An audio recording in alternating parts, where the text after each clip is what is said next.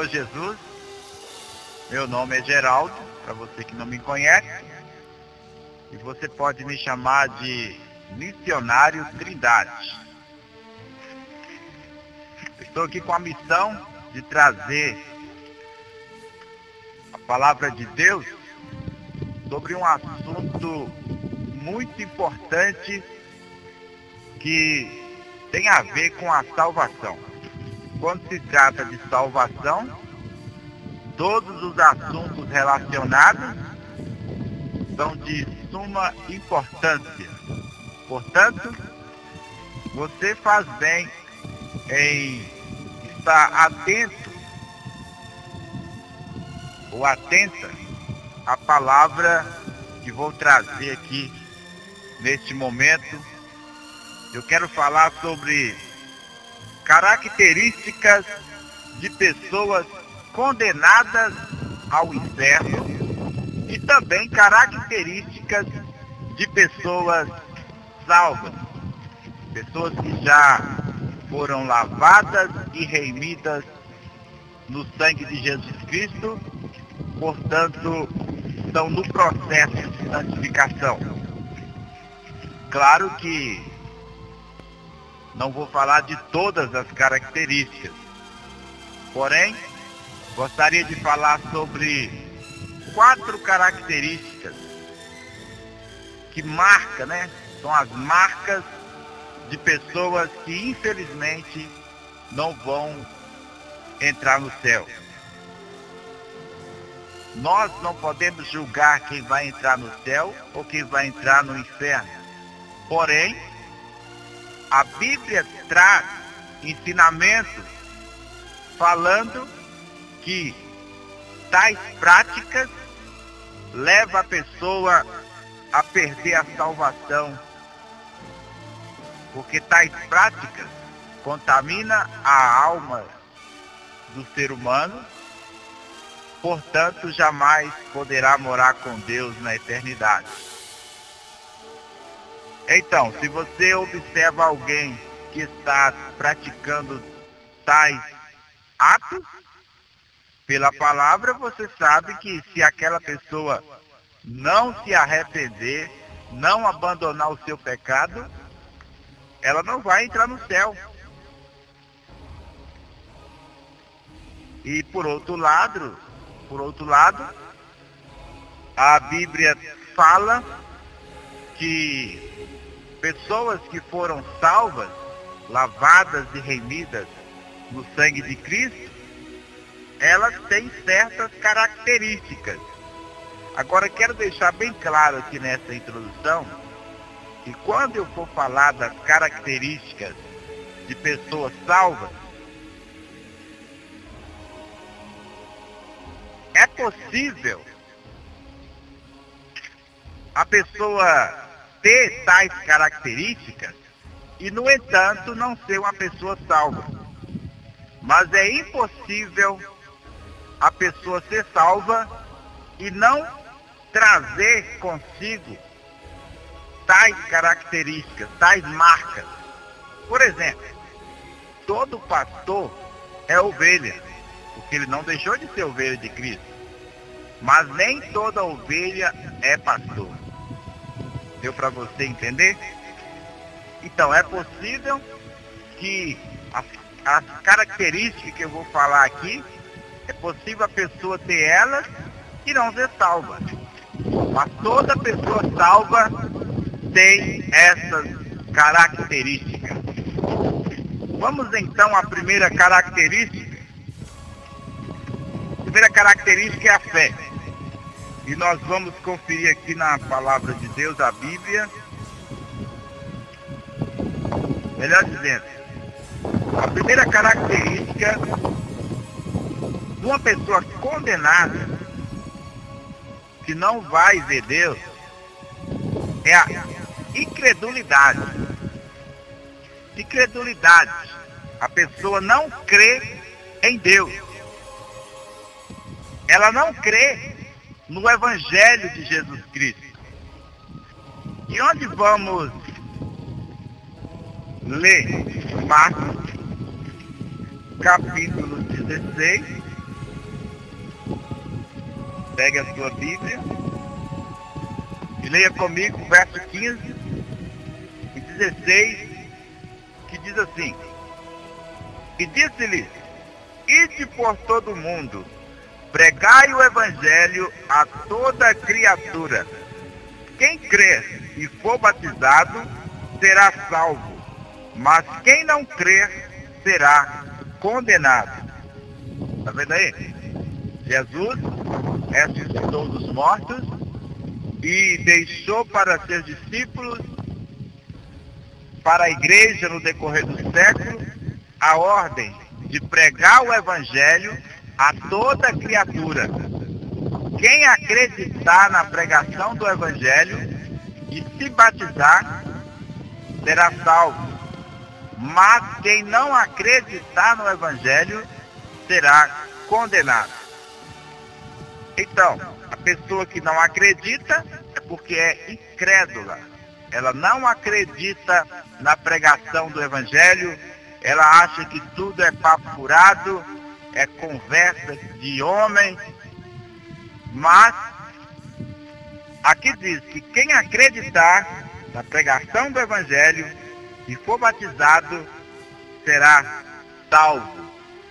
Então, a incredulidade, quem não crê, verso 16, quem não crê será condenado. Condenado ao quê?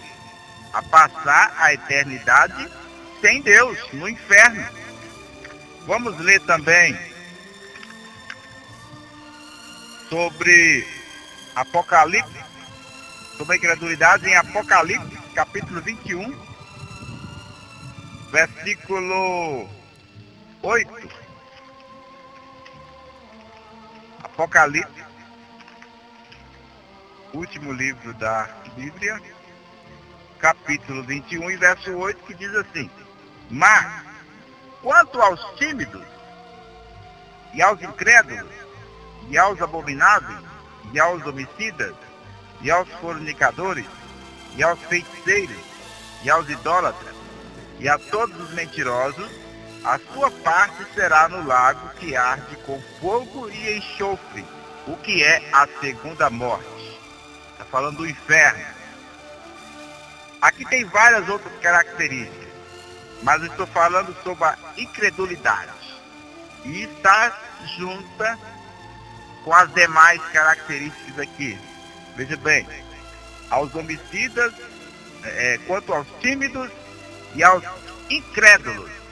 Incrédulos é pessoa que, mesmo vendo provas concretas de que a palavra que pregamos é a verdade, ela se recusa a crer.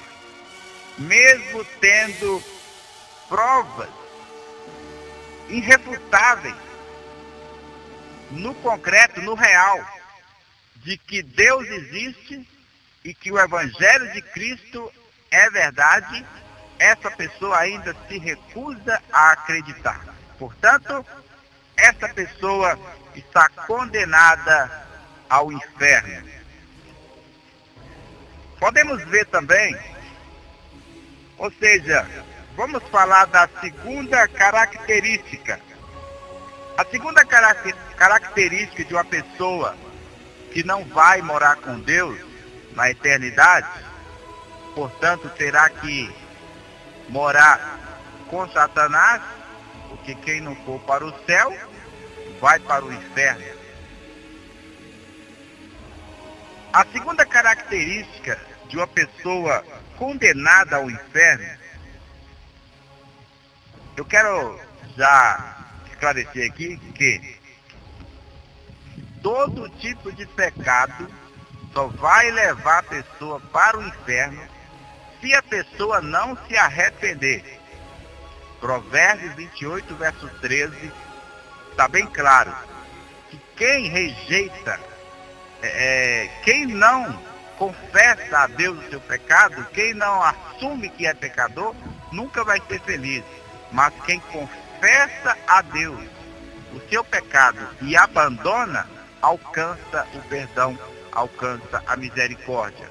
Na primeira epístola de João, no capítulo 1, do verso 6 até o capítulo 2, verso 1 e 2, está registrado também que quando a pessoa ela confessa a Deus os seus pecados em nome de Jesus, automaticamente a sua dívida diante de Deus é cancelada, ela é perdoada, porque Jesus pagou o preço em seu lugar. Portanto, o arrependimento traz o perdão de Deus para todos os pecadores. Mas, para aqueles que não se arrependem e continuam nessas práticas, inevitavelmente elas estão condenadas ao inferno. Estou provando isso aqui nas Escrituras. Apocalipse, melhor dizendo, vamos falar sobre a segunda característica de uma pessoa condenada ao inferno. É o adultério. O adultério leva a pessoa ao inferno. Vamos ler 1 Coríntios 6, verso 10. Vamos ver o que a Bíblia fala. 1 Coríntios 6, verso 10. Dificilmente você verá esse tipo de mensagem, não é verdade? Mas quem tem compromisso em salvar almas através da pregação do Evangelho, jamais vai deixar de pregar esses textos. Veja bem, 1 Coríntios 6, verso 10. Não errei, nem os devassos, nem os idólatras, nem os adúlteros, nem os efeminados, nem os sodomitas, nem os ladrões, nem os avarentos, nem os bêbados, nem os maldizentes, nem os roubadores herdarão o reino de Deus. Tem várias características aqui de pessoas que não vão para o céu, mas estou falando sobre o adultério e está junto com as demais características aqui, os demais pecados. Nem os idólatras, nem os adúlteros, pessoas que praticam atos de adultério, o ato de adultério. O que é adultério? Por exemplo, se você pega uma gasolina e coloca água, você está adulterando a gasolina. Porque adulterar é mudar o estado original, é falsificar a verdade. Quando a pessoa assina o compromisso do casamento, faz o compromisso do casamento,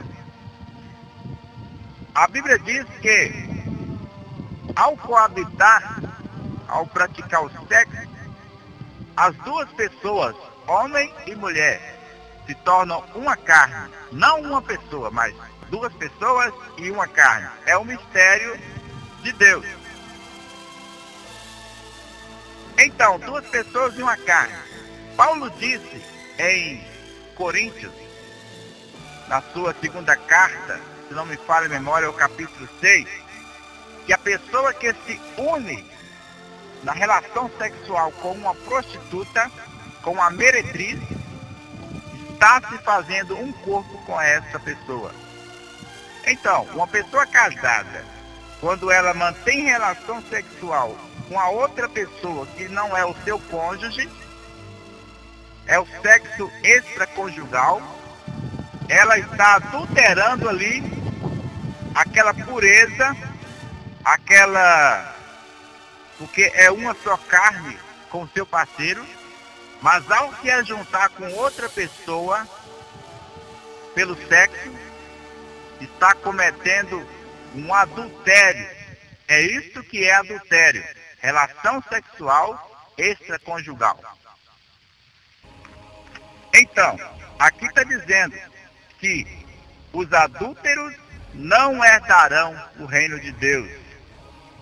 Estão condenados ao inferno, se não se arrepender. Porque Jesus falou para a mulher adúltera, nem eu te condeno, vai e não peques mais. Portanto, você que está ouvindo esta mensagem, você que está aqui, vendo aqui na palavra de Deus, que os adúlteros não herdarão o reino dos céus. Se você está em adultério, você pode confessar a Deus o seu pecado e lutar contra o seu pecado, porque quando a pessoa se arrepende, ela tem que provar que arrependeu. João Batista falou, produzir frutos dignos de arrependimento. O fruto digno de arrependimento é a conversão. A pessoa prova que ela se arrependeu, abandonando o pecado. Se você fizer isso, a Bíblia garante que você já está perdoado pelo sangue de Jesus Cristo. Mas, se você se recusar a abandonar o teu pecado, esse pecado vai te levar para o inferno. Hebreus 9, verso 27 diz que com a morte sela-se o destino da pessoa.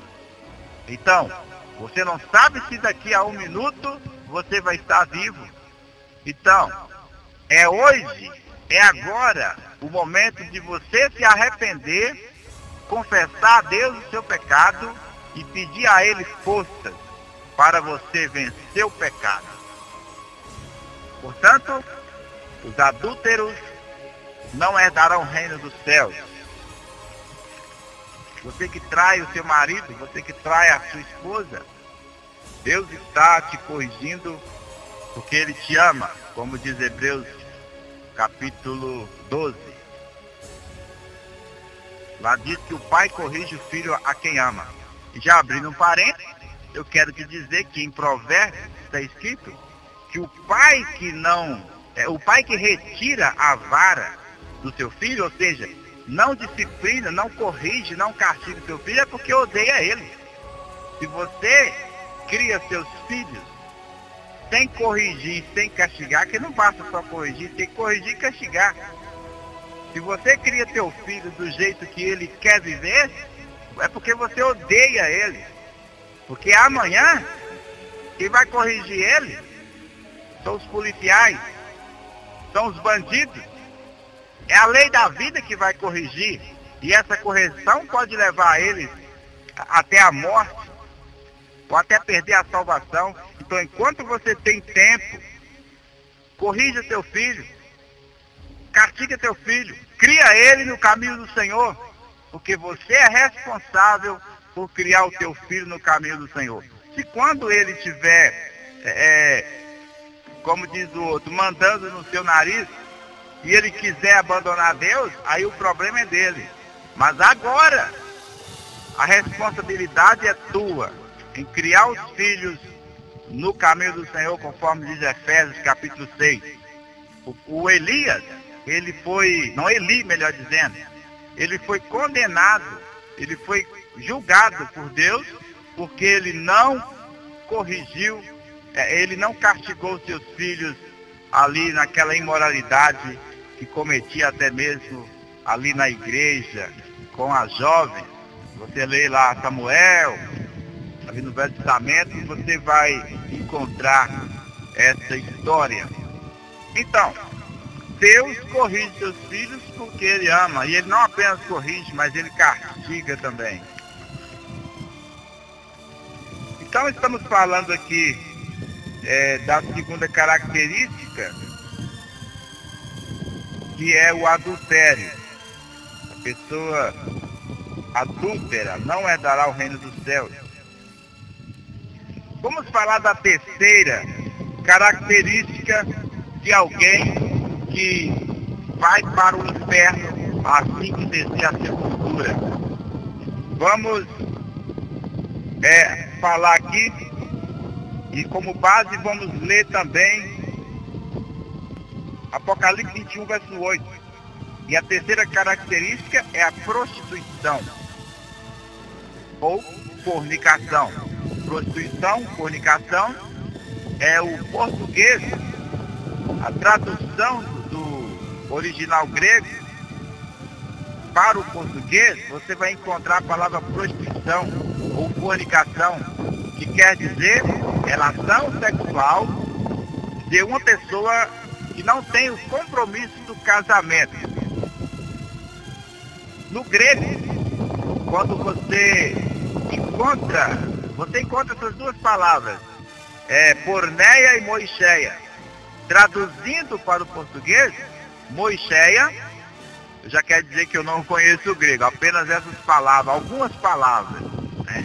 Algumas palavras eu conheço, e essas palavras eu conheço e sei que moicheia, traduzindo para o português, você encontra a palavra adultério, que eu já expliquei o que é adultério. Quando você encontra, como Mateus 19:9, que muitos hoje traduzem por infidelidade sexual, infidelidade conjugal, relação sexual ilícita ou imoralidade sexual, essa tradução está errada. Porque essas palavras englobam todos os atos. E no original,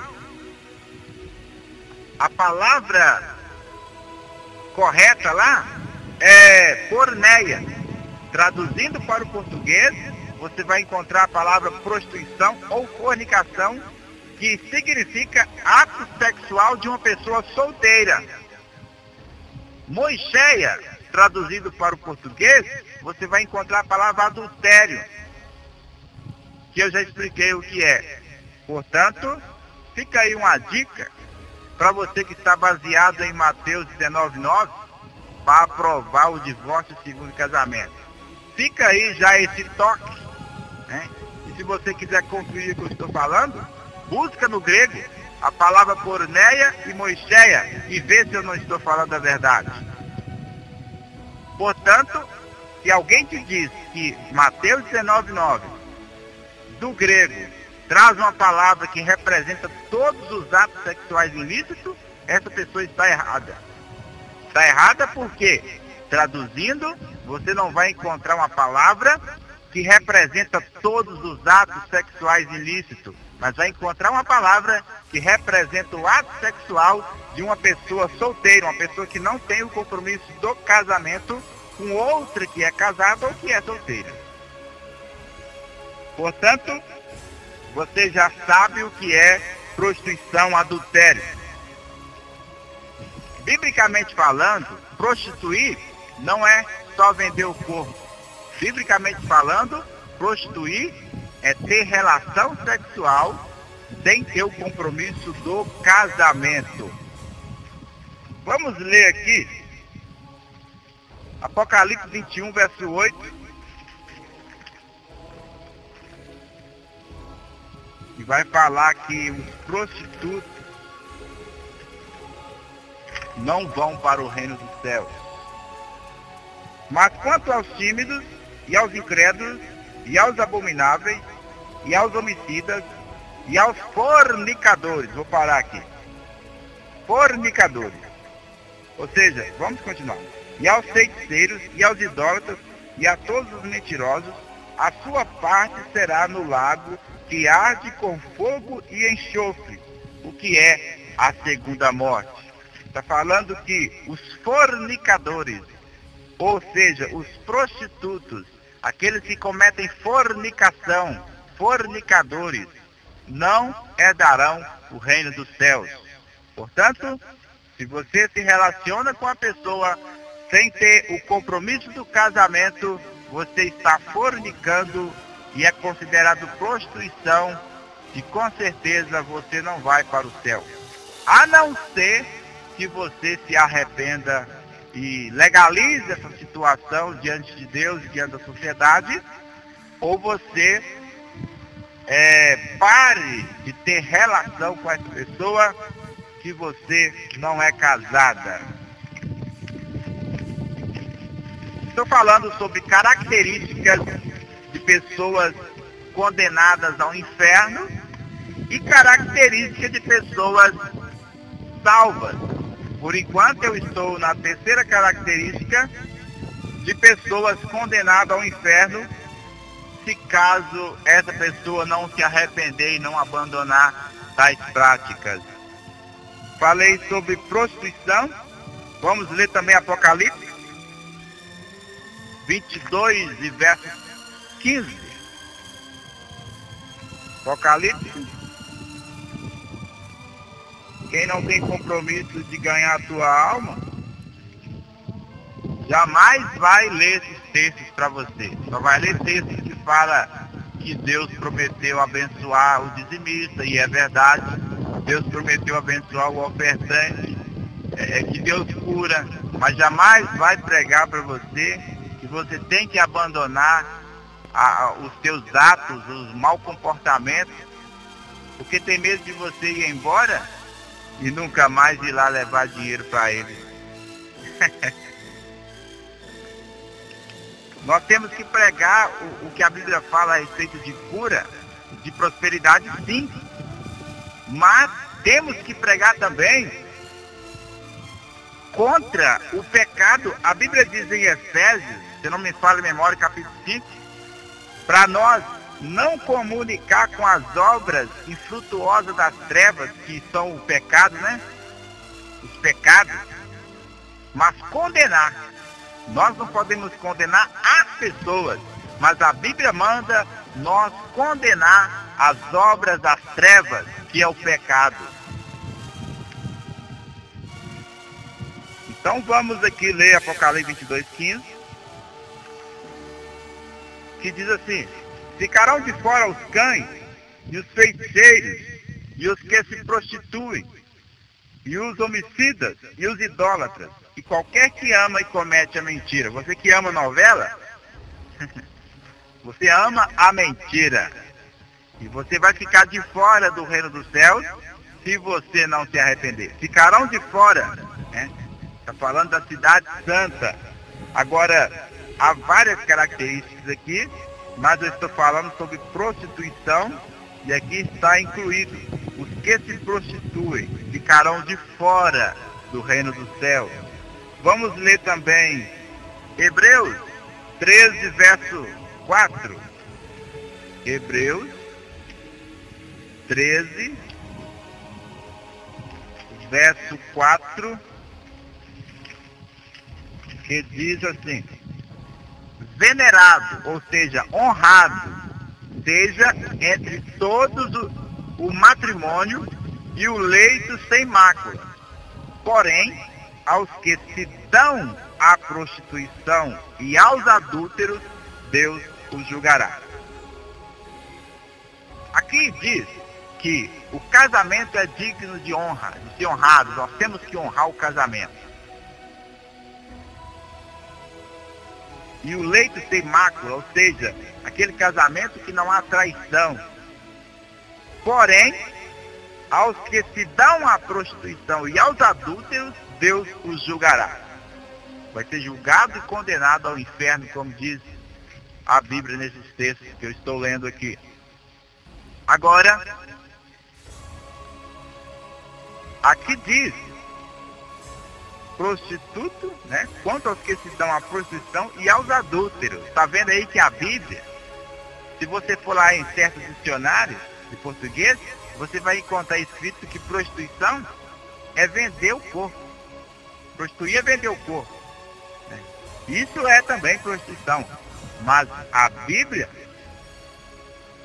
diz que prostituir é como diz lá em Deuteronômio 22, do verso 13 a seguir, que a jovem, ela tinha prostituído na casa de seus pais.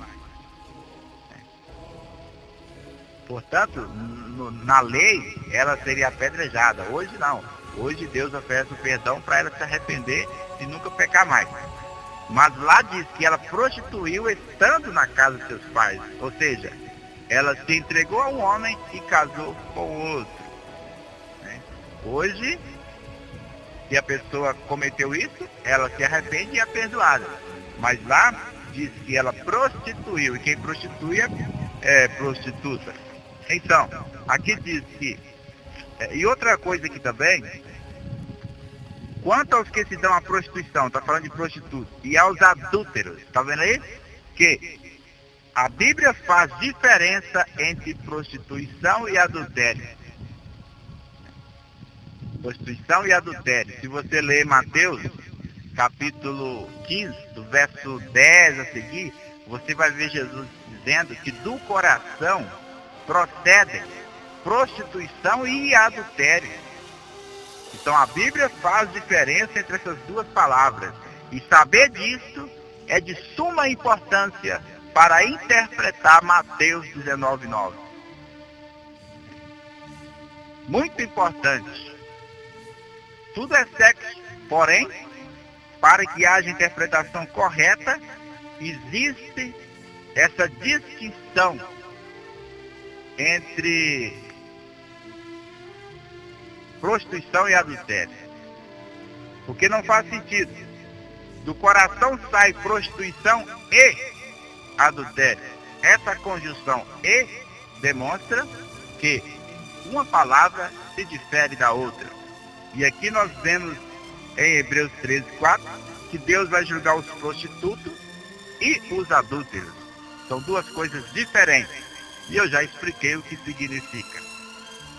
Portanto, para você que confunde as palavras, está aí esclarecido para você que se você aprendeu no dicionário de português que as palavras é a mesma coisa, a Bíblia traz distinção entre essas duas palavras. Então vamos ler agora Mateus, ou seja, eu vou deixar para você ler, depois você lê Mateus 15, do 10 ao 20. Você vai falar que do coração, você vai ver falando que do coração sai prostituição, adultério, e essas coisas contaminam o homem. Né? E se contamina o homem, Apocalipse 21, do 23 ao 27, vou deixar para você ler também, eu não vou ler aqui, fala que na cidade santa não vai entrar nada contaminado. Então, se o adultério, a prostituição contamina a alma do homem, do ser humano, e lá na cidade santa não vai entrar nada contaminado, o que contamina, claro está que quem prostitui e adultera não vai para o céu. Correto? Eu quero ler Efésios, capítulo 5, versos 5 e 6. Efésios, capítulo 5, versos 5 e 6, diz assim: porque bem sabeis isso, que nenhum fornicador é fornicário, prostituto, ou impuro, ou avarento, o qual é idólatra, tem herança no reino de Cristo e de Deus. Está falando que os fornicadores não têm herança no reino de Cristo e de Deus.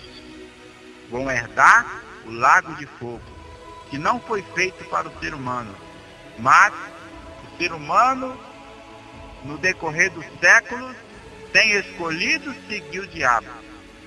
Jesus falou: quem me segue, aonde eu estará, ali estará meu servo. Ali estará o meu seguidor. Então, se você não quer ir para o inferno, como Jesus falou lá em João 14, eu voltarei, do capítulo 14 até o capítulo 16 por ali, você vai encontrar Jesus falando: eu vou voltar e vou buscar vocês, para que onde eu estiver, estejais vós também. Então, se você quer morar eternamente com Jesus, você tem que seguir Jesus.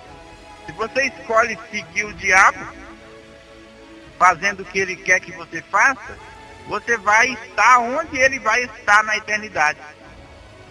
Que a Bíblia fala que Deus fez o inferno para o diabo e seus anjos. Aí Judas fala sobre isso. Não para o ser humano, mas o ser humano tem o livre-arbítrio. E ele decide seguir o diabo, então ele vai estar onde o diabo está. Mas se você decidir seguir a Cristo, você vai estar eternamente aonde Cristo está. E aonde Cristo está é o céu. Glória a Deus. Então, nós estamos lendo aqui Efésios 5.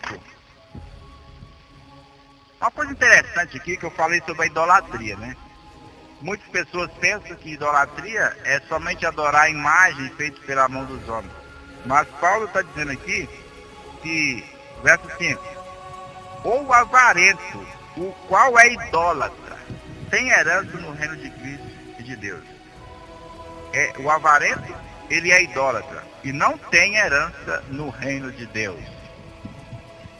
Por que o avarento é idólatra?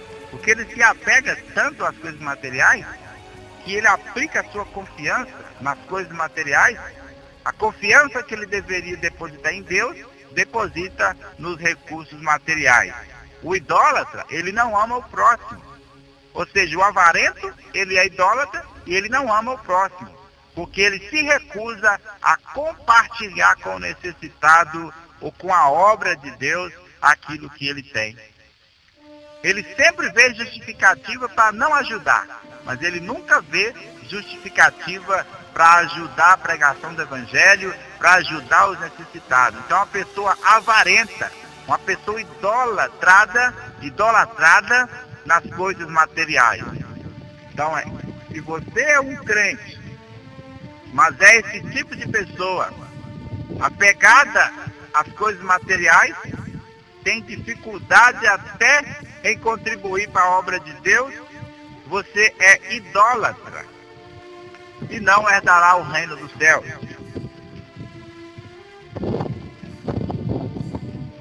O verso 6 diz: ninguém vos engane com palavras vãs, porque por essas coisas vem a ira de Deus sobre os filhos da desobediência. A ira de Deus sobre os filhos da desobediência. Filhos da desobediência são pessoas que se entregam à prática da desobediência. As pessoas que são desobedientes, elas não querem obedecer regras da palavra de Deus. Faz tudo o que está na cabeça. E a ira de Deus está sobre essas pessoas. Então o verso 5 e 6 falou que o fornicador, o prostituto, o fornicário não herdará o reino de Deus. Você sabe que existe igrejas onde até acontece curas, né? Os dons de Deus estão se manifestando, porque dons não são diploma de santidade. É possível haver milagres, como diz Mateus 7, 21 a seguir, haver manifestações ali de maravilha, e no entanto as pessoas não serem salvas. Você observa que existem igrejas, ministérios que batizam o povo e a pessoa continua lá sendo fornicário, porque continua tendo relações sexuais com pessoa com a qual não tem o compromisso do casamento. Essa história de amigado com fé casado não existe. Se você ama a pessoa e tem compromisso em conviver com ela até que a morte os separa, então por que você não legaliza isso diante da lei do país, como diz Romanos, capítulo 13? Capítulo 13, nós somos sujeitos à lei do país. E o casamento tem que ser feito conforme a lei do país. Mas a pessoa continua lá, vivendo amasiada. Então, os fornicadores não herdarão o reino do céu. Eu sei que Deus está falando com muitas pessoas através dessa simples mensagem, né? Mas que é poderosa, porque é a palavra de Deus. Eu quero ler também, nós estamos falando aqui sobre características de pessoas condenadas ao inferno. A terceira característica nós falamos aqui na segunda característica, né? Que é o adultério, a terceira é prostituição, né? A terceira é prostituição. A primeira é incredulidade. A segunda, adultério. A terceira, prostituição ou fornicação. E nós vamos ler agora, vamos falar sobre a quarta característica, que é idolatria. Eu já dei um toque sobre esse assunto, sobre o que é idolatria, que não é apenas, como diz lá em Êxodo, capítulo 20, Deus falando: eu sou Deus zeloso, e eu não quero que vocês façam a imagem de escultura, nem alguma semelhança de quem existe aqui no céu, nem alguma semelhança de quem está na terra ou debaixo da terra. Não farás para ti imagem de escultura e não dobrarás os teus joelhos a ela. Não prestará culto, nem adoração às imagens feitas pelas mãos dos homens. Êxodo capítulo 20. Com certeza o padre nunca leu esse capítulo da Bíblia para você. Êxodo capítulo 20. Diz que não se pode fazer imagem e nem tampouco curvar diante dela. Isso é idolatria. Idolatria é colocar no lugar de Deus qualquer objeto, qualquer ser.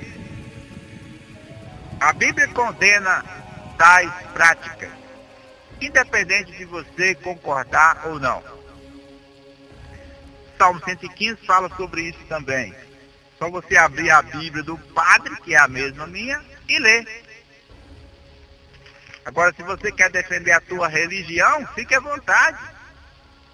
Hoje existe a liberdade de você ser o que você quiser, mas eu estou falando da Bíblia Sagrada. Vamos aqui ler Apocalipse 22:15, eu vou citar para ganhar tempo. Você sabe que lá diz que ficarão de fora os feiticeiros e os idólatras que estão lá no meio também.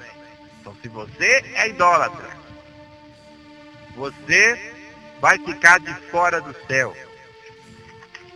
Basta só você morrer para você, a sua alma, sua parte espiritual, ir para o inferno e no juízo final, conforme Apocalipse capítulo 20, do verso 11 a 14, está registrado que Deus vai te ressuscitar, você acreditando ou não. Deus vai te ressuscitar para você ser julgado conforme as suas obras. Mas hoje, você tem tempo de pedir perdão, hoje mesmo, agora mesmo, e receber o perdão de Deus e a salvação que há em Cristo Jesus. Foi para isso que ele morreu na cruz. Mas você que se recusa a acreditar, recusa a arrepender dos seus pecados, você acreditando ou não, Deus vai cumprir a sua palavra. E o juízo final te aguarda, ou você ficará reservado no estado intermediário para o juízo final. Então, Colossenses capítulo 3, verso 5, fala também que a pessoa que aceitou Jesus, você pode ler, eu não vou ler para a gente ganhar tempo.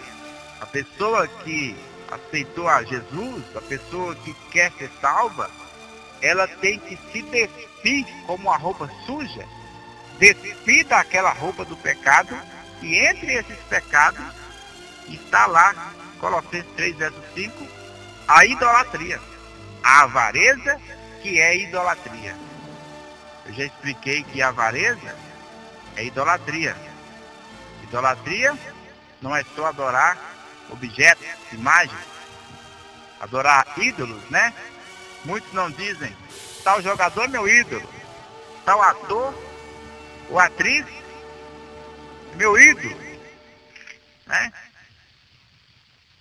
Então, mas a pessoa avarenta, que eu já expliquei o que é ser avarenta, ela é idólatra.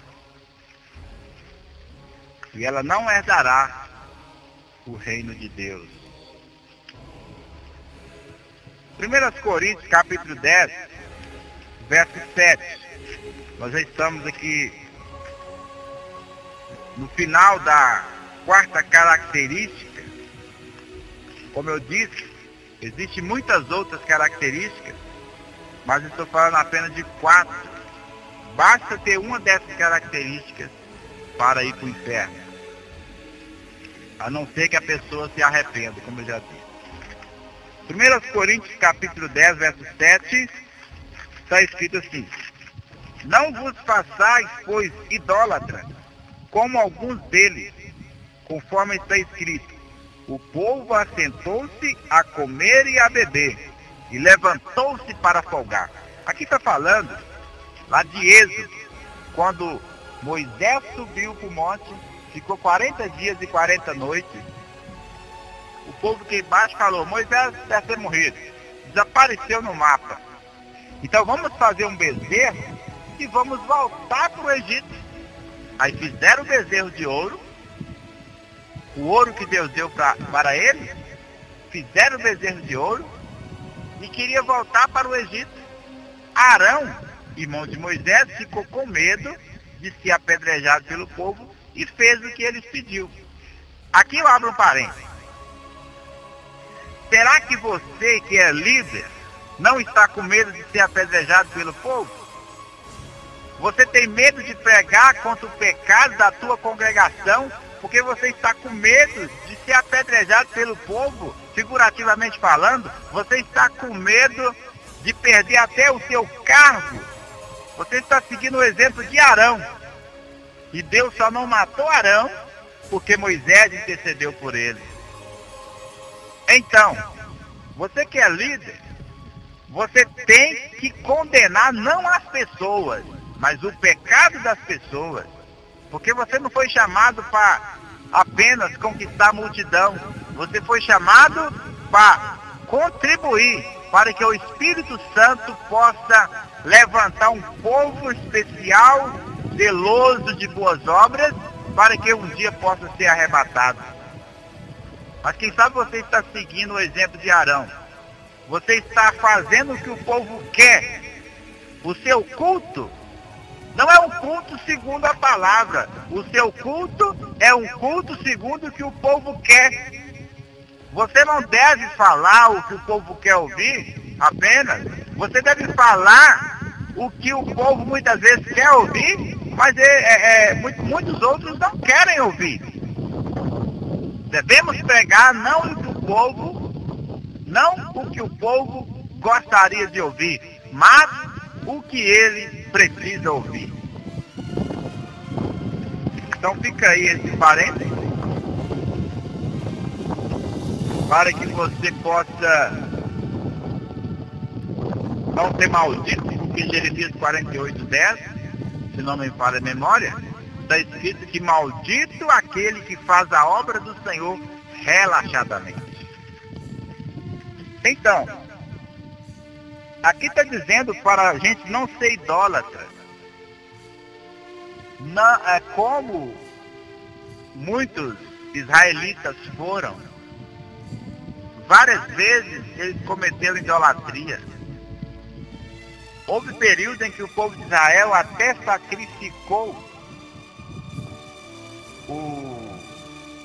seus filhos aos ídolos. A uma imagem feita pela mão do homem, eles sacrificaram os seus filhos, queimando vivos, oferecendo para aquele ídolo. E aqui diz, 1 Coríntios 10 mesmo, diz que quando oferece um filho ou qualquer outra coisa a um ídolo, está oferecendo para Satanás. Porque o diabo é que quer que você continue dobrando o joelho diante das imagens. O diabo é que quer que você continue adorando o dinheiro. Você é tão apegado ao dinheiro que você, por exemplo, há muitos evangelistas, pastores, que precisam de ofertas para se dedicar à obra de Deus. Mas você é tão avarento que você nunca tem uma reação para depositar uma oferta ou ir lá na igreja e contribuir para que o evangelho possa ser pregado. Você só vê motivo para não abrir mão daquilo que Deus tem te dado para ajudar ninguém. nem mesmo parentes teus recebem uma ajuda tua. Então você é idólatra. Idolatria é uma das características de uma pessoa condenada ao inferno. Não importa de que igreja você é ou qual nome de religião você tenha. Se você é idólatra, você está condenada ao inferno, a não ser que você se arrependa e abandone a idolatria. Então nós falamos sobre 4 características. A pessoa que tiver pelo menos uma dessas características, basta para estar condenada ao inferno. Mas a pessoa que se arrepender e abandonar o seu pecado, o sangue de Jesus Cristo purifica essa pessoa de todo o pecado, como está registrado em 1 João, capítulo 1, verso 6, até o capítulo 2, verso 1 e 2. Não estou aqui para condenar você, estou aqui para te mostrar a verdade, para que você possa abrir teus olhos, enquanto é tempo de receber perdão. E você é uma pessoa inteligente, que sabe que eu estou falando o que realmente a Bíblia diz. Glória a Deus. Vamos falar sobre 4 características de pessoas salvas. Como eu já disse na introdução, que é possível a pessoa ter essas características e, no entanto, não ser uma pessoa salva. Mas toda pessoa salva tem essas características. Como eu citei em uma pregação, eu falo sobre o que fazer para ter as orações respondidas. Você pode procurar essa mensagem muito boa, é uma bênção, porque foi na direção do Espírito Santo. Você vai aprender ali o que você fazer para ter as suas orações respondidas por Deus. Aí eu disse nessa mensagem que o cristão, ele não faz boas obras para ser salvo. Ele faz boas obras porque já foi salvo. E eu disse até assim, que a árvore que está morta, seca, ela não vai produzir fruto para ficar viva. A árvore produz fruto porque ela está viva, né? A árvore não produz fruto para viver. Ela produz fruto porque está viva. Então assim somos nós. O cristão não é salvo pelas obras. Ele não faz boas obras para comprar salvação. Ele pratica boas obras porque já foi salvo. Portanto, é possível a pessoa ter essas características aqui que eu vou citar e, no entanto, não ser uma pessoa salva. Porque sabemos que há pessoas que não têm nada a ver com o Evangelho de Cristo e que, no entanto, elas praticam obras chamadas obras de caridade. A primeira característica de uma pessoa salva pela graça de Jesus Cristo é a fé. Eu vou apenas citar os textos para você ler. A fé é a primeira característica de uma pessoa salva em Jesus Cristo. A fé no Evangelho, fé em Deus. O justo viverá da fé. Significa a confiança na palavra de Deus, no Evangelho de Jesus Cristo. Isso está registrado nós já até lemos, né? Por isso eu vou apenas citar, para nós ganharmos.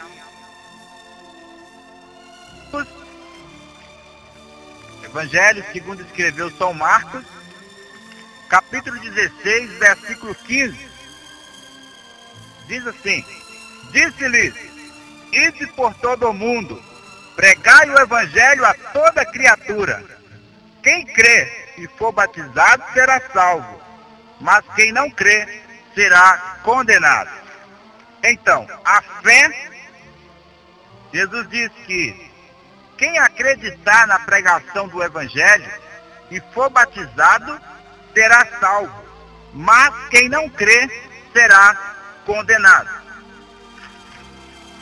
Sabemos que quando Jesus ressuscitou, ele deu a ordem para os discípulos e essa ordem se estendeu a todos nós, principalmente aqueles que têm um chamado especial para evangelizar, para pregar a palavra do Senhor. Ele disse que este evangelho que pregamos, quem acreditar nele e for batizado, será salvo, mas quem não tiver fé, será condenado. Agora, se a pessoa não teve tempo de se batizar, como ali o ladrão ao lado da cruz, é verdade? Mas ela aceitou, ela acreditou de todo o seu coração, ela será salva também, mesmo que não teve tempo de se batizar. Mas, se ela teve tempo de se preparar para o batismo e se recusou a cumprir esta ordem divina, ela está colocando em jogo a sua salvação. Portanto, a fé é a primeira marca, a primeira característica de uma pessoa salva. Podemos ver isso também, eu vou citar para ganharmos tempo. Efésios capítulo 2, verso 8 e 9, diz que somos salvos não pelas obras, mas pela fé. Isso não vem de nós, é dom de Deus. A fé no Evangelho de Jesus Cristo. A fé em Deus é uma marca da pessoa salva. Vou citar também João capítulo 3, verso 34 ao 36. Jesus permitiu que esses textos nos informassem que quem crê no Filho tem a vida. Quem não crê no Filho de Deus não tem a vida.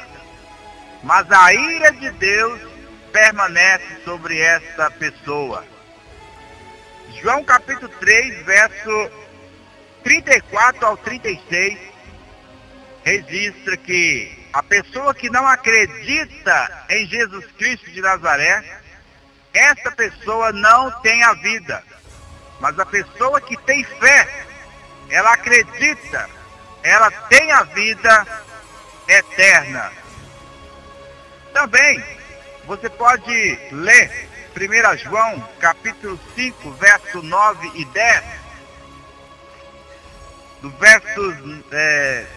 verso 10 até o versículo 13, diz que quem tem o Filho de Deus, Jesus Cristo de Nazaré, tem a vida.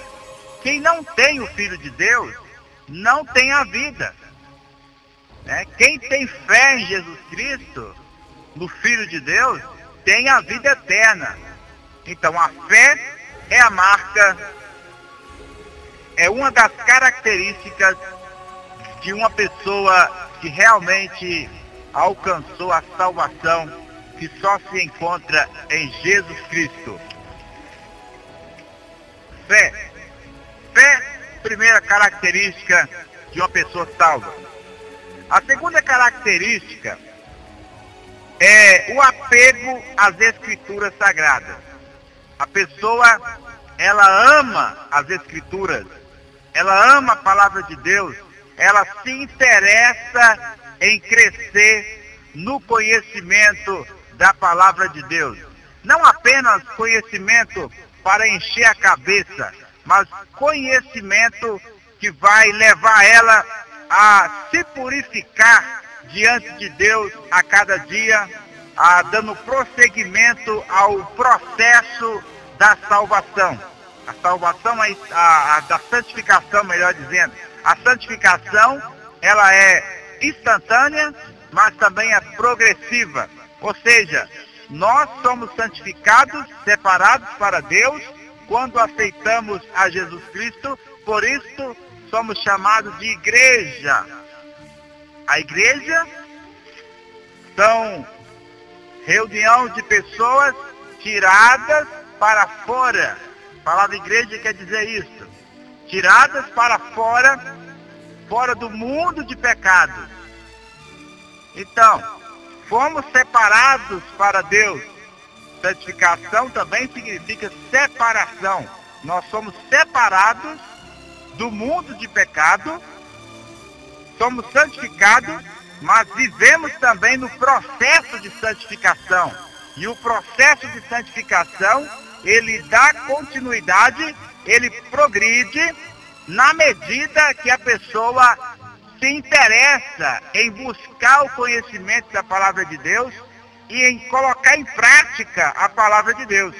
Como Tiago registrou no capítulo 1, a partir do versículo 20, 21, ele exorta para a igreja, nós, receber a palavra de Deus em nós com mansidão e sermos praticantes da palavra de Deus e não somente ouvintes, enganando-nos com falsos discursos. O que é um falso discurso? É um discurso, é uma pregação em que nem o pregador vive o que está pregando e nem os ouvintes vivem o que ele está pregando e ensinando. É falso discurso. Até mesmo a pessoa sai da igreja ou ao escutar ou assistir uma mensagem, a pessoa elogia a mensagem, elogia o pregador, mas não traduz em prática o que foi pregado, o que foi ensinado. Tiago diz, no capítulo 1, verso 19 a seguir, que essa pessoa que ouve a palavra de Deus e não coloca em prática, é semelhante a alguém que olhou no espelho, saiu e esqueceu de como era. Nós temos que praticar a palavra de Deus para que a cada dia venhamos a progredir no processo de santificação, a qual será consumada no arrebatamento da igreja. Por que a santificação será consumada no arrebatamento da igreja? Porque Filipenses capítulo 3, melhor dizendo, versos 20 e 21, está escrito que Jesus Cristo vai vir do céu e vai transformar o nosso corpo para ser igual ao corpo dele. E em 1 Coríntios capítulo 15, verso 51 a seguir, diz que o corpo corrupto, ou seja, esse corpo sujeito a pecar, será revestido da incorruptibilidade. Esse corpo que é corruptível, que se corrompe, ele vai ser revestido da incorruptibilidade.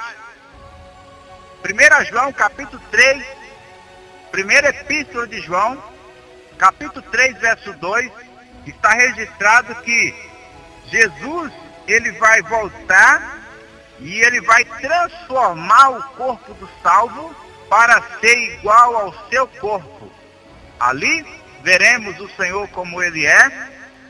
Portanto, ali estará consumada a salvação, como diz o apóstolo, que a salvação está mais perto de nós do que quando aceitamos a fé. Por que ele disse isso? Porque a salvação vai ser consumada, ou seja, não haverá possibilidade da pessoa se perder no momento ali do arrebatamento, em que os mortos vão ressuscitar incorruptíveis e nós seremos transformados, como disse Paulo em Filipenses, melhor dizendo, 1 Tessalonicenses, capítulo 4, do verso 13 a 18, a Bíblia diz que nós seremos transformados e arrebatados e estaremos para sempre com o Senhor, não mais neste corpo sujeito a cair em tentação, a nos levar a cair em tentação, mas num corpo de glória. Então estará consumada ali a salvação, a redenção, a santificação será completa, porque estaremos no céu, aonde não haverá pecado. Portanto, a pessoa salva, ela tem o interesse em aprender as Escrituras, porque ela sabe que é impossível ela progredir na santidade se ela não tiver conhecimento. A falta de conhecimento leva a pessoa a praticar pecados. Jesus falou que, por não conhecer as Escrituras, as pessoas erram. Oséias 4, verso 6, está registrado que o povo de Israel passou por muitos problemas por não conhecer as Escrituras, por falta de conhecimento. Você tem interesse em buscar conhecimento das Escrituras? Ou você é como muitos, que só vai ao culto se houver um profeta que vai entregar revelações, que vai orar por cura? Você só vai à igreja se tiver alguém que vai orar por revelação, ou até mesmo na hora da pregação da palavra. Você não interessa a palavra, você não suporta ouvir a mensagem, você só gosta de louvor, você só gosta de cantar. Você é esse tipo de pessoa? Se você é esse tipo de pessoa que não tem interesse em aprender as Escrituras, pode colocar em dúvida a tua salvação, porque a santidade, ela só acontece na nossa vida à medida que nós vamos aprendendo a palavra de Deus e colocando em prática a palavra de Deus. Aí quando vem a tempestade, quando vem a luta, como diz lá em Mateus 7, 21 a seguir, quando vem as dificuldades, a pessoa vence qualquer tempestade e a sua casa espiritual não é derrubada, porque ela é uma pessoa salva, que procura sempre estar aprofundando do conhecimento da palavra de Deus e traduz esse conhecimento em prática. Esse conhecimento muda, causa uma revolução no seu comportamento e a cada dia ela vai crescendo em santidade diante de Deus. Portanto, o apego às Escrituras, o amor às Escrituras é uma das características de uma pessoa que realmente foi salva pela graça de Jesus Cristo. Glória a Deus. Podemos ver também João 5,39. Eu já vi várias pessoas interpretar esse texto dizendo que Jesus, em João 5,39, mandou examinar as Escrituras.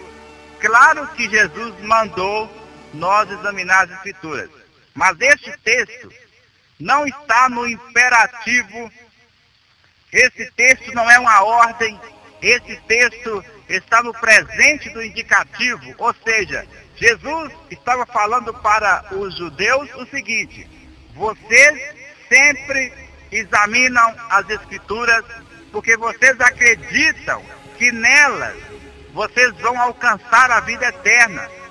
Por isso vocês sempre estão examinando as Escrituras. Mas, mesmo vocês acreditando que através do conhecimento das Escrituras vocês vão herdar a vida eterna, vocês não querem vir a mim. É isso que Jesus estava falando.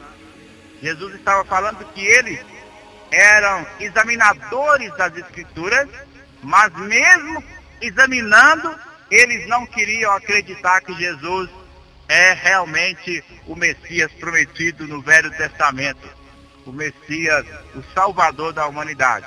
Portanto, vimos nesse texto, João 5,39, que a pessoa que acredita que a salvação está nas Escrituras, ela tem um interesse em examinar as Escrituras. Será que você é aquele tipo de pessoa que vai só na escola chamada dominicais? Escolas dominicais? A escola dominical que vai ali aos domingos, e muitas das vezes você passa um mês. Por que conhecimento bíblico é só no domingo. Conhecimento bíblico deve ser buscado todo dia. Conhecimento bíblico, eu não estou falando que você tem que estar ali naquela reunião que acontece no domingo, todos os dias. Estou dizendo que todos os dias nós devemos estar procurando aprender mais a palavra de Deus. Nós devemos estar procurando conhecer mais a palavra de Deus, não apenas para encher a cabeça de conhecimento, mas para que nós tenhamos possibilidade de crescer em santidade e a cada vez mais nos aproximar de Deus. Provérbio capítulo 13, verso 13 e 14, eu estou citando, você pode conferir o que eu estou lendo. Eu estou citando para ganhar tempo. Está escrito no verso 13 que quem despreza a palavra de Deus vai perecer, mas quem teme, quem respeita os mandamentos, será galardoado. E o verso 14 diz que a doutrina do sábio, o ensinamento do sábio é fonte de vida. Quem é sábio? Sábio é uma pessoa que teme a Deus, que ensina a palavra de Deus, não apenas ensina, mas vive o que ensina. Pelo menos se esforça para viver aquilo que ensina. Essa pessoa é sábia e os seus ensinamentos, a sua doutrina é fonte de vida, produz vida, vida espiritual para aquela pessoa que realmente valoriza a pregação, valoriza o conhecimento da palavra de Deus. Portanto, o interesse pela palavra de Deus, o salvo sabe que o ensinamento do sábio é fonte de vida. Então, a pessoa sempre procura aprender dos mestres da palavra, como diz em Efésios 4, verso 11, que Deus levantou pessoas para serem mestres na palavra, doutores na palavra, ensinar a palavra sob a direção do Espírito Santo. Em 1 Timóteo capítulo 4, verso 13 a 16, nós vemos Paulo exortando a Timóteo, que era um jovem pastor. Paulo disse para ele: Timóteo, persevera em ler, exortar e ensinar.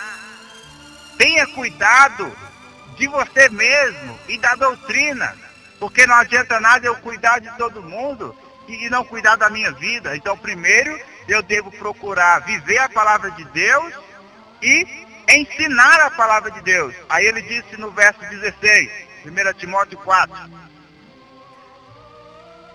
persevera nessas coisas, tenha cuidado de ti mesmo, persevera lendo, ensinando, porque fazendo isso, te salvarás, tanto a ti mesmo, quanto aos que te ouvem. Ou seja, através de Timóteo estar sempre lendo, sempre examinando, sempre vivendo a palavra de Deus, pregando e ensinando, ele iria perseverar salvo, e as pessoas que o ouvissem, as que dessem crédito à sua mensagem, seriam salvas também. Portanto, o apego às Escrituras, o interesse em conhecer as Escrituras é uma das marcas do verdadeiro salvo.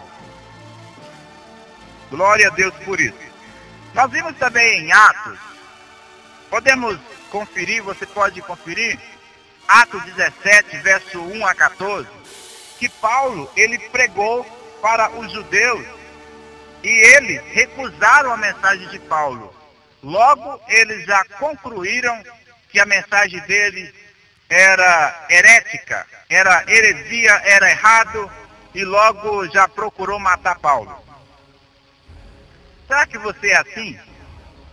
Você nem analisa o que o pregador está falando, você nem observa, você nem confere, e logo você já conclui que aquilo ali está errado, você já rejeita aquilo, porque muitas das vezes a palavra que você está ouvindo é uma palavra que te confronta, é uma palavra que vai contra aquilo que você tem aprendido. Então, quando você ouve algo que vai contra o que você aprendeu, logo você já tem uma atitude de rejeitar o que você está ouvindo. Será que você é esse tipo de pessoa, igual os judeus ali daquela localidade, aos quais Paulo pregou o evangelho? Se você é assim, você pode colocar em dúvida a tua salvação, porque crentes salvos, ou pelo menos que está abrindo o coração para a salvação, faz igual aos judeus de Bereia. Leia para você ver Atos 17, verso 1 a 14. Você vai ver que os crentes, ou seja, os judeus de Bereia, quando ouviu Paulo pregar, eles conferiram na Escritura. E eles se tornaram cristãos, os judeus se tornaram cristãos, porque eles não foram preconceituosos.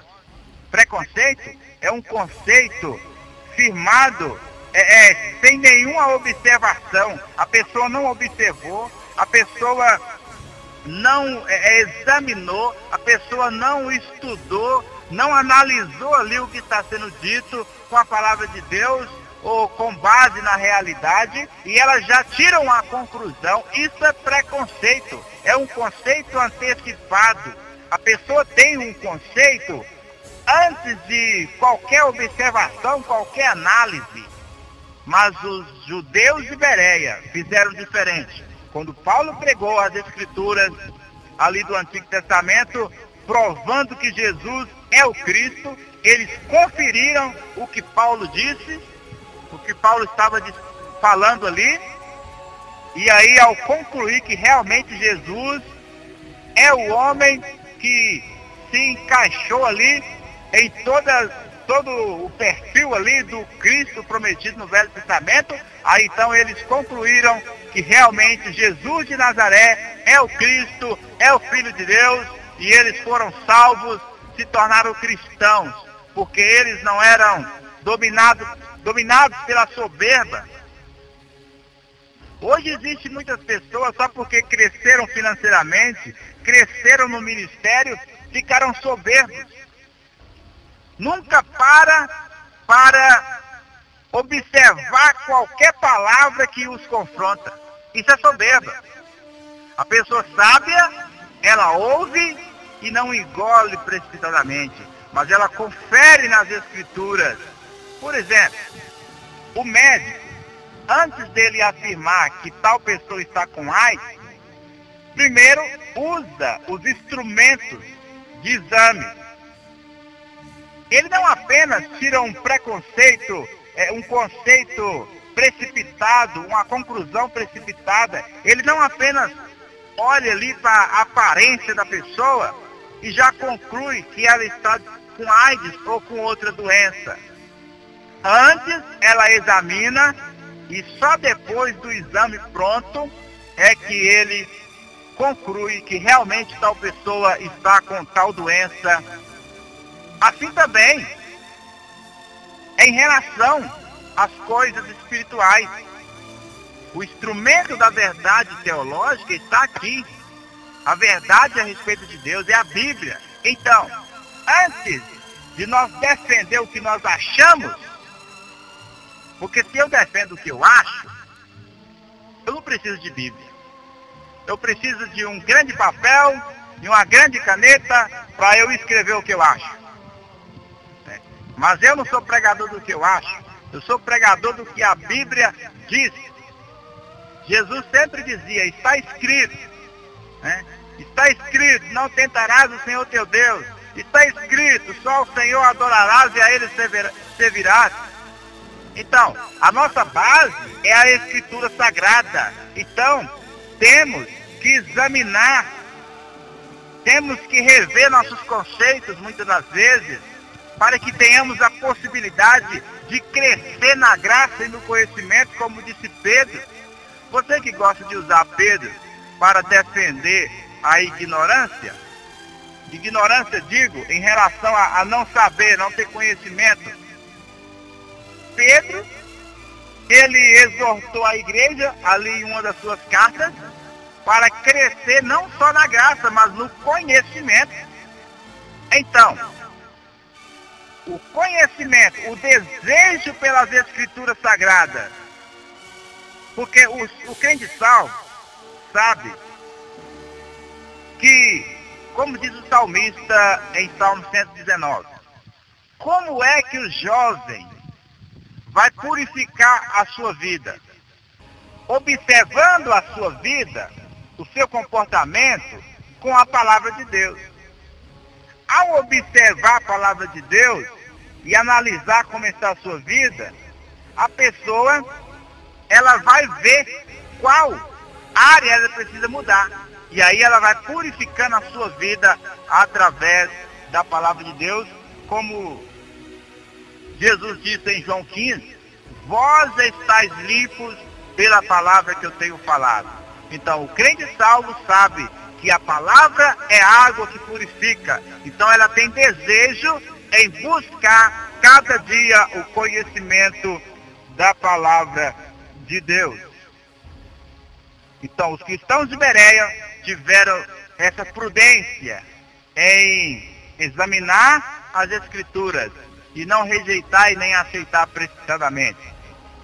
Atos capítulo 2, verso 41 e 42, está registrado que os primeiros cristãos, ali aquelas milhares de pessoas que se converteram através das primeiras mensagens dos apóstolos após o Pentecostes de Atos capítulo 2, Atos capítulo 2, verso 41 e 42, está escrito que os cristãos perseveraram na doutrina dos apóstolos, né? Na oração e na doutrina dos apóstolos, nos ensinamentos dos apóstolos, uma vez que os ensinamentos dos apóstolos eram os mesmos ensinamentos de Cristo, né? E ali o Espírito Santo veio completando a palavra que a igreja precisa, revelando. Então os apóstolos ensinaram e a igreja perseverava. A igreja perseverava, os crentes perseveravam na busca dos ensinamentos da palavra de Deus, porque realmente foram crentes salvos, foram convertidos e não apenas convencidos. Glória a Deus. Então falamos aqui sobre a segunda característica de uma pessoa salva, que é o interesse pelas Escrituras Sagradas, o apego às Escrituras Sagradas. A terceira característica é a generosidade. Eu vou citar os textos para você ler, para a gente ganhar tempo. 1 João capítulo 3, versos 17 e 18, está registrado que quem ama a Deus vai estender a mão para o próximo. Ou seja, a pessoa salva, ela é generosa. Porque lá está registrado que se a pessoa vê o necessitado e não estende a mão, ela não ama a Deus, não ama o próximo. Porque tem pessoas que ela só vê vagabundo. Ah não, eu não vou ajudar porque é vagabundo. Será que todo mundo é vagabundo? Será que não existe ninguém? Claro que existe. Muitas pessoas passam dificuldades, não é porque são vagabundas. E essas pessoas, a Bíblia fala, igual o João Batista disse lá em Lucas capítulo 3, verso 11, quem tem duas vestes, reparta com quem não tem. E quem tem alimentos, faça da mesma maneira. Então, a generosidade é uma das marcas do verdadeiro salvo. Atos capítulo 2, verso 45 e Atos capítulo 4, verso 35, você vai ver registrado que os crentes, os salvos, eles eram tão generosos que eles obedeceram à ordem de Cristo em Lucas 12, 33 e 34. Eles vendiam propriedades que estavam inutilizadas nas suas mãos, ou até mesmo propriedades que eles não precisavam, eles vendiam e ofertavam na igreja, e esse dinheiro era usado para socorrer os necessitados, para investir ali na obra de Deus. A marca do crente salvo é que essa pessoa não é apegada às coisas materiais. Essa pessoa é uma pessoa que sempre tem prazer em ajudar o pobre, em ajudar a pregação do Evangelho. 1 Timóteo capítulo 6, versos 17, 18 e 19 também, Paulo disse para Timóteo, para ele ensinar, ele mandar os ricos ali da igreja, os ricos materialmente, para não ser altivos, não se considerarem melhor do que os pobres, e além disso, era para eles provar que ama a Deus e ama o próximo, contribuindo, compartilhando dos seus recursos materiais com os necessitados. Porque fazendo isso, eles iriam herdar a vida eterna, não comprando a salvação com boas obras, mas porque, ao ajudar o pobre, a socorrer o necessitado, eles estavam provando que realmente amava a Deus e amava o próximo, como disse João na sua primeira epístola, no capítulo 3, versos 16 a 18, que fala para não amar só de língua, mas por obra e em verdade. Portanto, a generosidade é uma das marcas de uma pessoa salva. Se você é um miserável, se você é uma pessoa que só vê motivos para se recusar a ajudar, você pode colocar em dúvida a tua salvação. Porque toda pessoa que é salva, ela tem o amor de Deus no coração. E toda pessoa que tem o amor de Deus no coração, ela é generosa. Vamos aqui para a quarta característica. A quarta e última característica, como eu disse, existem várias outras características, mas eu estou falando de 4 características. E já para frisar, a primeira foi a fé, a segunda é o apego às Escrituras, e a terceira característica é a generosidade. A quarta característica é a compaixão. A Bíblia diz em Mateus 20, versos 32 ao 34, Mateus capítulo 20, versos 32 ao 34, que o cego clamou a Jesus, e Jesus moveu-se de íntima compaixão e atendeu à necessidade do cego. Compaixão, ter compaixão, é se colocar no lugar do sofredor. Você se coloca no lugar do sofredor? Você tem compaixão? A Bíblia diz em 1 João, capítulo 2, primeira epístola de João, capítulo 2, verso 6, que quem diz que está em Cristo, quem diz que é cristão, tem que andar como Cristo andou.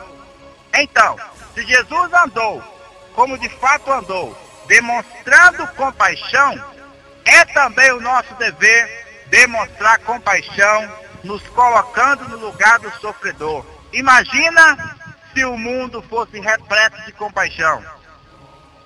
A situação seria diferente. É claro que, quem sabe não vamos conseguir demonstrar compaixão a todos, né? Mas pelo menos de alguma forma eu posso demonstrar compaixão. Quem sabe de uma forma eu não posso, mas posso de outra, né? Vamos demonstrar compaixão para que realmente nós venhamos, como tem aquela pergunta, né? O que Jesus faria se ele estivesse no meu lugar?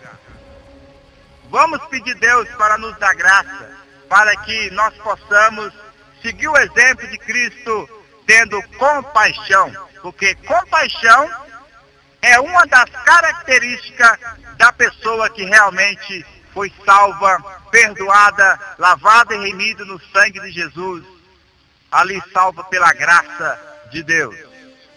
Que Deus te abençoe, compartilhe essa mensagem, tendo compaixão das pessoas, né?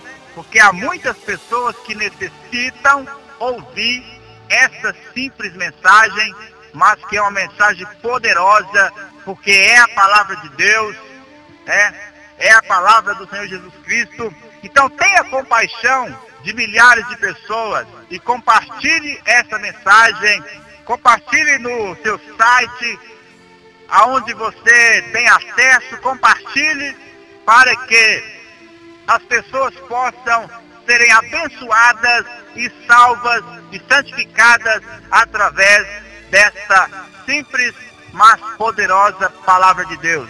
Que Deus te abençoe. Até a próxima. E se você foi abençoado através dessa mensagem e você acredita que Deus, Ele tem grandes obras a fazer através da minha fraca pessoa, me ajude com a tua oração. Ore por mim.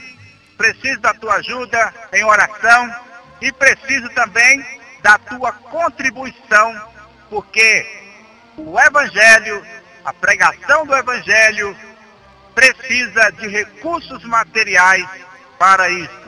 Portanto, se você sente desejo de me ajudar, cumprir o ministério da palavra que o Senhor me entregou, temos muito a fazer na obra de Deus. Se você quer me ajudar, vá ao Banco Itaú ou até mesmo pela internet. Você pode fazer uma transferência. E se você quiser ser um parceiro fiel, colaborando todos os meses, eu profetizo na sua vida, até mesmo você que vai contribuir apenas uma vez, né? Tanto você que vai contribuir todos os meses, quanto você que vai contribuir apenas com uma oferta, eu profetizo na sua vida o que está escrito em Mateus 10, verso 42. Jesus disse que aquilo que você dá para uma pessoa que está fazendo a obra de Deus, você não vai perder o seu galardão. E em Lucas 6, 38 está escrito que aquele que dá vai receber de volta multiplicado.